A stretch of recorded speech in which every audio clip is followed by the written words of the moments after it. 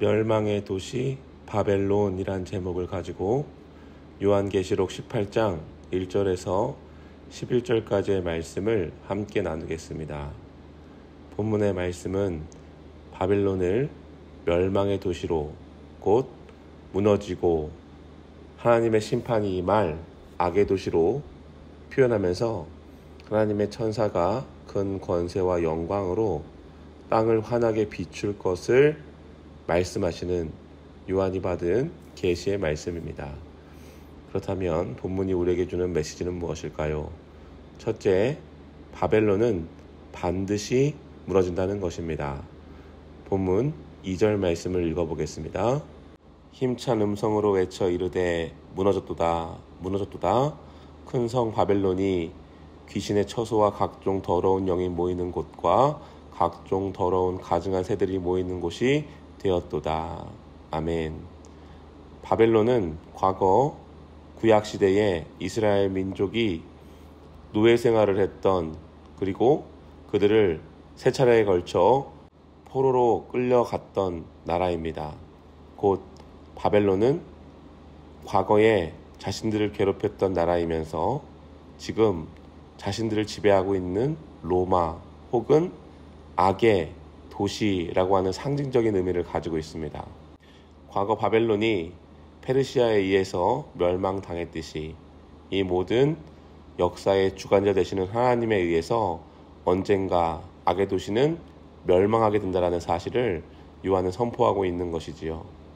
곧 악의 도시는 반드시 처참한 하나님의 심판과 멸망이 임할 것이다 라고 하는 것을 요한은 알려주고 있는 것입니다. 그러면서 요한은 당부하기를 이 악한 도시 가운데 거하는 하나님의 자녀들, 하나님의 성도들은 반드시 믿음을 지켜 악한 길에서 떠나 선한 길로 나아가라 라고 하는 말씀을 알려주고 있는 것이지요.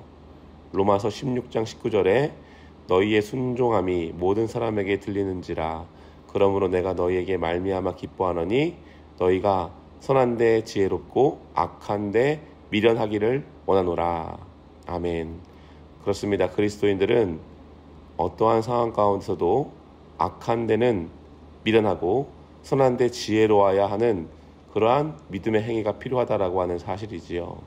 그렇다면 우리가 선한 데에 지혜롭기 위해서 악한 데에 미련하기 위해서는 무엇이 필요할까? 바로 하나님의 지혜가 필요하다는 것입니다. 세상의 지혜는 타락하고 오염된 지혜입니다. 우리가 땅의 지혜를 사모하는 것이 아니라 하늘의 신령하고 신실한 지혜를 사모해야 된다는 것이지요. 야고보서 3장 17절에 오직 위로부터 난 지혜는 첫째 성결하고 다음에 화평하고 관용하고 양순하며 긍휼과 선한 열매가 가득하고 편견과 거짓이 없나니 라고 말씀해주고 있습니다.